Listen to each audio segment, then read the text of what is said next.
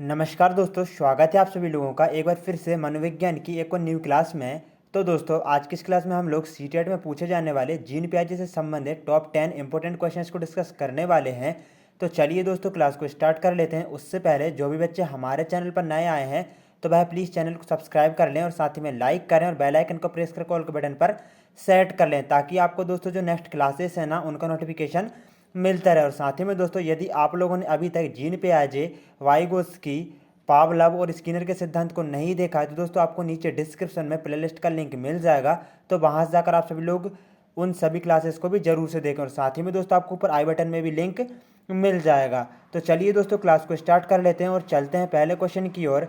तो दोस्तों, आप सभी लोगों को तो पता ही होगा कि जो सीटेट एग्जाम है ना, उसमें जीन प्याजे से संबंधित कितने क्वेश्चन जो है ना पूछे जाते हैं, काफ़ी ज़्यादा क्वेश्चन पूछे जाते हैं। तो इसीलिए दोस्तों हम लोग यहाँ पर टॉप 10 इंपॉर्टेंट क्वेश्चन को डिस्कस करने वाले हैं। तो यहाँ पर ध्यान दीजिएगा। पहला क्वेश्चन है, बच्चे अपनी समझ से विश्व की परिकल्पना करते हैं। यहाँ पर एक तरह की परिभाषा है, ठीक है ना दोस्तों। यहाँ पर तो बच्चे अपनी समझ से विश्व की परिकल्पना करते हैं, यह कथन किसने दिया था? तो बताइएगा, स्किनर ने, पावलव ने, पियाजे ने या फिर थॉर्नडाइक ने? तो इसका राइट आंसर क्या हो जाएगा? यहाँ पर दोस्तों इसका राइट आंसर हो जाएगा ऑप्शन नंबर सी, ठीक है ना। क्या हो जाएगा? ऑप्शन नंबर सी बिल्कुल इसका राइट आंसर हो जाएगा। बच्चे अपनी समझ से विश्व की परिकल्पना करते हैं, यह कथन जीन पियाजे ने दिया था। तो दोस्तों यहाँ पर देखिएगा, जीन पियाजे जी का जो सिद्धांत है ना उसके बारे में थोड़ा जान लेते हैं। इसके बाद दोस्तों हम लोग अगले क्वेश्चन हैं उनको यहाँ पर लगाएंगे। फिर आपको दोस्तों यहाँ पर क्वेश्चंस को सॉल्व करने में बिल्कुल भी प्रॉब्लम नहीं होगी। तो ध्यान दीजिए, जीन पियाजे ने दोस्तों संज्ञानात्मक विकास का सिद्धांत दिया। कौन सा सिद्धांत दिया है? संज्ञानात्मक विकास का जो सिद्धांत है ना, वह किसने दिया है? तो वह जीन पियाजे जी ने ही दिया है। इन्होंने दोस्तों इसमें 4 अवस्थाएं बताई हैं विकास की। कौन कौन सी? सबसे पहली हो जाएगी संवेदी गामक अवस्था। याद रखना, ये चारों को चार ही अवस्थाएं जो है ना दोस्तों काफ़ी इंपॉर्टेंट हैं और इनकी अवधि भी जन्म से लेकर 2 वर्ष तक की होती है, संवेदी गामक अवस्था। उसके बाद हम बात करें नंबर 2 पर है पूर्व संक्रियात्मक अवस्था, जो कि 2 से लेकर 7 वर्ष तक की होती है। और इसके बाद दोस्तों थर्ड है मूर्त संक्रियात्मक अवस्था। इसकी अवधि सीटीईटी में कई बार पूछी गई है, 7 से लेकर 11 वर्ष तक की होती है, जिसमें बच्चा मूर्त चिंतन करने लगता है। और फोर्थ है दोस्तों यहाँ पर अमूर्त जो है ना वह अवस्था, ठीक है ना। अमूर्त चिंतन वाली जो अवस्था रहती है ना, उसकी अवधि होती है 11 से लेकर 15 वर्ष तक, है इससे ज़्यादा भी हो सकती है। तो यहाँ पर ध्यान दीजिएगा, जो दोस्तों जन्म से लेकर 2 वर्ष तक की संवेदी गामक अवस्था रहती है ना, इसमें बच्चा अपनी जो मतलब इंद्रियां रहती हैं ना उनके माध्यम से सीखता है। जैसे कि दोस्तों यहाँ पर आँख, कान, नाक, त्वचा, जीवा जीवा वगैरह, तो इन सभी से सीखता है। जैसे कि दोस्तों यहाँ पर आपने देखा होगा, जो बच्चा रहता है ना वह रोता है, ठीक है ना। तो इस प्रकार से वह अपनी इंद्रियों के माध्यम से सीखता है। तो यहाँ पर कौन सी अवस्था में? संवेदी गामक अवस्था में आपको याद रखना है। और इसी अवस्था का दूसरा नाम है इंद्रिय जनित गामक अवस्था। इसके बाद 2 से लेकर 7 वर्ष तक की बात करें दोस्तों, तो यह पूर्व संक्रियात्मक अवस्था है, जो कि 2 से लेकर 7 वर्ष तक की होती है। इसके बाद दोस्तों मोस्ट इंपोर्टेंट थर्ड है कौन सी? अमूर्त। तो दोस्तों पूर्व संक्रियात्मक के बाद कौन सी है? मूर्त संक्रियात्मक अवस्था, जो कि 7 से लेकर 11 वर्ष तक की है, जिसमें बच्चा मतलब जो मूर्त चीज़ें रहती हैं ना उनके संबंध में तर्क करता है। इसके बाद है 11 से लेकर 15 वर्ष तक की, जिसमें दोस्तों जो अमूर्त चिंतन रहता है ना वह बच्चा करने लगता है। अमूर्त चिंतन का मतलब ये है कि यदि आप बच्चे के सामने दोस्तों हाथी जो है, मान लीजिए बच्चे के सामने हाथी आता है, तो दोस्तों वह हाथी के बारे में सोचेगा तो वह मूर्त अवस्था हो जाएगी। और यदि वह जब हाथी चला जाएगा और उसके बारे में दोस्तों उसके माइंड में उस हाथी का एक पिक्चर जो है ना वह क्लिक हो जाएगी, उसके बारे में सोचेगा, जैसे कि हाथी के 4 पैर होते हैं, ठीक है ना।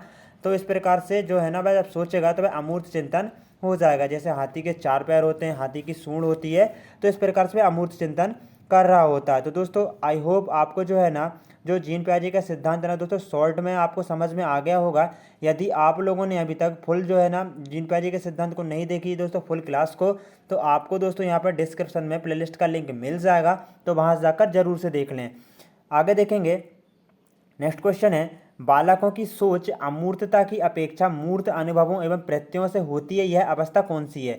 क्वेश्चन को आप अच्छे से पढ़िएगा। बालकों की सोच अमूर्तता की अपेक्षा, मतलब यहाँ पर जो अमूर्तता रहती है 11 से लेकर 15 वर्ष की अवस्था वाली, उसकी अपेक्षा मूर्त अनुभवों में प्रत्ययों से होती है।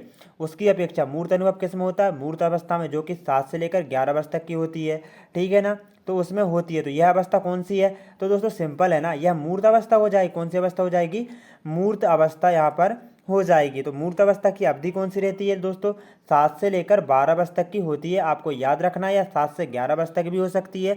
हम लोगों ने जन्म से 2 वर्ष तक संवेदीगामक अवस्था, 2 से 7 पूर्व संक्रियात्मक अवस्था और 7 से 12 मूर्त संक्रियात्मक और 12 से आगे तक कौन सी रहती है? अमूर्त संक्रियात्मक अवस्था। आगे देखेंगे, नेक्स्ट क्वेश्चन है, पियाजे के अनुसार बच्चों का चिंतन वयस्कों से खाली स्थान में भिन्न होता है बजाय खाली स्थान के। तो दोस्तों देखिएगा, जो जीन पियाजे हैं ना, उन्होंने कहा है कि जो बच्चों का चिंतन रहता है, वह चिंतन जो मनन करते हैं उनका वयस्कों से खाली स्थान में भिन्न होता है। किस में भिन्न होता है? क्या मात्रा और प्रकार में भिन्न होता है? बजाय प्रकार के, या फिर आकार मूर्त परकता के, या फिर प्रकार मात्रा के, या फिर आकार किस्म के। तो इसका राइट आंसर क्या हो जाएगा? यहाँ पर देखिएगा, ध्यान दीजिएगा, इसका right answer option number C हो जाएगा। क्यों? जैसे कि देखिए दोस्तों, पियाजे के अनुसार बच्चों का जो चिंतन है वह वयस्कों से प्रकार में भिन्न होता है बजाय किसके? मात्रा के। मतलब पियाजे का यहाँ पर मानना ये है कि जो बच्चे रहते हैं ना, वह जो चिंतन करते हैं, क्या करते हैं दोस्तों? जो चिंतन करते हैं ना, तो उसमें जो बच्चों का जो चिंतन रहता है वह प्रकार में भिन्न रहता है, ना कि मात्रा के। मतलब पियाजे यह मानते हैं कि एक बालक और जो वयस्क रहते हैं ना, वह दोनों के दोनों मतलब कि जो सेम मात्रा रहती है, मतलब कि बराबर मात्रा में सोचते हैं। लेकिन दोस्तों वयस्क जो है ना, वह अलग प्रकार से सोचते हैं और जो बच्चे हैं ना, वह अलग प्रकार से सोचते हैं। तो याद रखना दोस्तों, यहाँ पर पियाजे के अनुसार बच्चों का चिंतन वयस्कों से प्रकार में भिन्न है। किसमें? प्रकार से में भिन्न होता है बजाय मात्रा के। ठीक है ना दोस्तों, याद रखना, क्योंकि ये वाला क्वेश्चन कई बार सीटीटी में पूछा जा चुका है। दोस्तों सीटीटी ही नहीं बल्कि जितने भी टेट एग्जाम्स हैं ना, उन सभी के पॉइंट ऑफ व्यू से ये क्लास काफ़ी ज़्यादा इंपॉर्टेंट है। तो आप इसको बिल्कुल भी स्किप ना कीजिएगा, पूरी क्लास देखिएगा। और मोस्ट इंपोर्टेंट क्वेश्चन है अब, संज्ञानात्मक विकास के 4 चरणों संवेदी पेशी है। जैसे कि हम आपको बता चुके हैं, पूर्व संक्रियात्मक अवस्था, इसके बारे में हम पढ़ चुके हैं। स्थूल संक्रियात्मक अवस्था, जिसको दोस्तों मूर्त संक्रियात्मक अवस्था भी कहा जाता है। और औपचारिक संक्रियात्मकता की पहचान की गई। सिंपल सा क्वेश्चन है, किसने की थी? पियाजे ने की थी, जैसा कि हम लोग पढ़ ही चुके हैं। आगे देखेंगे, नेक्स्ट क्वेश्चन है, पियाजे के अनुसार विकास की पहली अवस्था जन्म से लगभग 2 वर्ष की आयु के दौरान बच्चा खाली स्थान से सबसे बेहतर सीखता है। तो मैं आपको स्टार्टिंग में ही बता चुका हूँ। तो बताइएगा दोस्तों, जो बच्चे की जन्म से लेकर लगभग 2 वर्ष की जो आयु की अवस्था होती है, संवेदीगामक अवस्था, उसके दौरान बच्चा किसके माध्यम से सर्वाधिक सीखता है? क्या अमूर्त तरीके से चिंतन द्वारा? बिल्कुल नहीं, क्योंकि अमूर्त तरीके से चिंतन तो 11 से लेकर 15 वर्ष तक, या 12 से लेकर 15 वर्ष तक की या इससे ऊपर की अवस्था में करता है। और दोस्तों ये कौन सी अवस्था होती है? तो ये तो अमूर्त अवस्था होती है। तो ये वाली तो बिल्कुल भी नहीं होने वाली है। मतलब कि यहाँ पर पहला वाला ऑप्शन तो कट हो गया। अब दूसरा वाला देखेंगे, भाषा के नए अर्जित ज्ञान के अनुप्रयोग द्वारा। अब बच्चा जन्म से लेकर 2 वर्ष तक का छोटा है, तो अब भाषा के नए अर्जित ज्ञान के अनुप्रयोग द्वारा कैसे कर लेगा? तो ये वाला भी गलत हो जाएगा। थर्ड वाला, इंद्रियों के प्रयोग द्वारा। क्या जो इंद्रियां रहती हैं, जैसे कि नाक हो जाएगा, ठीक है ना, कान हो जाएगा, आँखें हो जाएंगी, तो इस प्रकार दोस्तों आँख वगैरह और त्वचा वगैरह हो जाएगी, क्या इनके माध्यम से जो बच्चा रहता है ना, इनके माध्यम से सीखता है क्या? तो दोस्तों बताइएगा ज़रूर, क्योंकि यहाँ पर ये जो क्वेश्चन है दोस्तों काफ़ी ज़्यादा इंपॉर्टेंट है। या फिर फोर्थ, निष्क्रिय शब्दों को समझने के द्वारा। तो ये फोर्थ वाला तो इसका कोई सेंस ही नहीं है, गलत हो गया है। थर्ड वाला बिल्कुल सही है, क्योंकि जन्म से लगभग 2 वर्ष की आयु में बच्चा इंद्रियों के प्रयोग द्वारा सीखता है। किसके प्रयोग द्वारा? इंद्रियों के प्रयोग द्वारा सीखता है। आगे देखेंगे, बच्चे दुनिया के बारे में अपनी समझ का सृजन करते हैं, इसका श्रेय खाली स्थान को जाता है। ये वाला जो क्वेश्चन है ना, काफ़ी ज़्यादा मोस्ट इंपोर्टेंट है दोस्तों। 10 के 10 क्वेश्चन इंपॉर्टेंट है, लेकिन ये कुछ ज़्यादा ही इंपॉर्टेंट है हर एक जो शिक्षक भर्ती जुड़े एग्जाम्स है ना, उसके पॉइंट ऑफ व्यू से, और सीटेट के पॉइंट ऑफ व्यू से तो काफ़ी ज़्यादा इंपॉर्टेंट है ही। तो दोस्तों आप इसको ज़रूर से नोट कर लीजिएगा। तो ये जो परिभाषा है, बच्चे दुनिया के बारे में अपनी समझ का सृजन करते हैं, इसका श्रेय किसको दिया जाता है? तो इसका श्रेय पियाजे को दिया जाता है। दोस्तों यहाँ पर आपको एक थोड़ा कॉमन सेंस लगा कर भी इसका आंसर दे सकते हैं, कि क्योंकि दोस्तों हम लोग पियाजे से रिलेटेड क्वेश्चन को ही पढ़ रहे हैं, तो यहाँ पर पियाजे ही इसका राइट आंसर हो जाएगा। नेक्स्ट क्वेश्चन है, पियाजे के अनुसार निम्नलिखित में से कौन सी अवस्था में बच्चा अमूर्त संकल्पनाओं के विषय में तार्किक चिंतन करना आरंभ करता है? कैसा दोस्तों? अमूर्त संकल्पनाओं के विषय में तार्किक चिंतन करना आरंभ करता है। तो हम लोगों ने तो पढ़ ही चुके हैं, जन्म से लेकर 2 वर्ष तक जो संवेदीगामक अवस्था रहती है, इसमें तो बच्चा किसके माध्यम से सीखता है, इंद्रियों के माध्यम से, तो अमूर्तता के माध्यम से सीखेगा नहीं। तो यहाँ पर देखिए जन्म से लेकर 2 वर्ष वाली कट गई, इसके बाद 2 से 7 वर्ष वाली जो अवस्था रहती है इसमें भी अमूर्त संकल्पनाओं के बारे में नहीं सोचता है। तो यहाँ पर दोस्तों 2 से लेकर 7 वर्ष तक मतलब पूर्व संक्रियात्मक अवस्था भी यहाँ पर ये ऑप्शन भी कट हो जाएगा। इसके बाद 7 से लेकर जो 11 वर्ष तक की रहती है मूर्त संकल्पना वाली जो मूर्त संक्रियात्मक अवस्था है, उसमें तो बच्चा दोस्तों उसके सामने यदि जो वस्तु रहती है उपस्थित रहती है उसको देख कर वह उसके बारे में सोचता है, चिंतन करता है, ठीक है ना, तर्क करता है मूर्त मूर्त रूप में, तो उसको दोस्तों क्या मूर्त अवस्था कहते हैं। लेकिन यहाँ पर अमूर्त की बात हो रही है तो ये वाला भी गलत हो जाएगा। कौन सा, ऑप्शन नंबर डी भी गलत हो जाएगा। यहाँ पर ध्यान दीजिएगा, ये भी गलत, ये भी गलत, ये भी गलत। अब कौन सा बचा, ऑप्शन नंबर ए बचा, तो बिल्कुल यहाँ पर सही हो जाएगा। और दोस्तों यहाँ पर सीटीईटी के जो पेडागोजिकल क्वेश्चन रहते हैं ना उनको सॉल्व करने का बेटर तरीका यही है कि सबसे पहले आप गलत वाले देखें, ठीक है ना, जो गलत वाले ऑप्शन है ना उनको हटाइए, उसके बाद जो बचता है उसके बारे में पढ़िए, ठीक है ना। और यदि आप लोगों को दोस्तों 3 रॉन्ग का पता है तो वो राइट आंसर तो 4th वाला होना ही है ना। तो औपचारिक संक्रियात्मक अवस्था 12 वर्ष के ऊपर होती है, 11 वर्ष के ऊपर। तो दोस्तों इसमें बच्चा अमूर्त संकल्पनाओं के विषय में तार्किक चिंतन करना आरंभ करता है। अब देखिए अमूर्त संकल्पना होती क्या है, कई बच्चों को ये पता नहीं होगा, तो ध्यान दीजिएगा। एक छोटा बच्चा है, ठीक है ना, कब से 11 से लेकर 15 वर्ष तक या इससे अधिक आयु का, तो उसके सामने आपने एक कुर्सी रख दी है, ठीक है ना, कुर्सी, हाथी, गाय, बैल, घोड़ा, बकरी, जो भी है सब कुछ रख दिया, टेबल वगैरह जो भी है, बुक्स हो जाएंगे, ठीक है ना। जैसे कि दोस्तों पत्थर वगैरह सामने उसको जो भी दिखती हो, ठीक है ना, मूर्तियाँ वगैरह, तो दोस्तों ध्यान दीजिएगा वह उसके बारे में सोचेगा, ठीक है ना। अब आपने वो कुर्सी को हटा दिया है, किसको, कुर्सी को हटा दिया है, और या टेबल जो भी है उनको हटा दिया है। तो लेकिन दोस्तों उसके माइंड में उस कुर्सी का जो है ना वह पिक्चर क्या है, क्लिक हो जाएगी उसके माइंड में। जो बच्चा है ना दोस्तों उसके माइंड में जो पिक्चर है ना वह क्लिक हो जाएगी। तो दोस्तों फिर वह क्या करेगा, उसके बारे में सोचेगा, है ना। तो इसको क्या बोला जाता है दोस्तों, इसको बोला जाता है अमूर्त संकल्पना बोला जाता है। क्या बोला जाता है दोस्तों, अमूर्त संकल्पना। और यदि उसके माइंड में जो मतलब कुर्सी है, जो भी वस्तु है, वो जो मूर्तियाँ वगैरह रहती हैं, ठीक है ना, तो उनकी यदि पिक्चर क्लिक नहीं होती है तो वह अमूर्त संकल्पना नहीं कर पाता है। वह कौन सी अवस्था रहती है दोस्तों, जो देखकर उसके बारे में सोचता, विचारता और तर्क वगैरह करता है, तो वह रहती है 7 से लेकर 11 वर्ष तक की मूर्त संक्रियात्मक अवस्था। इसकी अवधि याद रखना महत्वपूर्ण है। नेक्स्ट क्वेश्चन है, वह अवस्था जब बच्चा तार्किक रूप से वस्तुओं व घटनाओं के विषय में चिंतन प्रारंभ करता है। एक बार फिर से क्वेश्चन को ध्यान देना, वह अवस्था जब बच्चा तार्किक रूप से है ना वस्तुओं व घटनाओं के विषय में चिंतन प्रारंभ कर देता है। कैसा, तार्किक रूप से ही जो है ना वह चिंतन प्रारंभ कर देता है। तो वह अवस्था कौन सी है, औपचारिक संक्रियात्मक अवस्था हो जाएगी क्या। इसमें दोस्तों वह मतलब कि अतार्किक जो वस्तुएं रहती हैं, वह घटनाएं रहती हैं, उनके बारे में चिंतन प्रारंभ करता है, तो ये तो गलत हो जाएगा। संवेदी प्रेरक अवस्था ये भी नहीं है, क्योंकि इसमें तो वह इंद्रियों के माध्यम से सीखता है।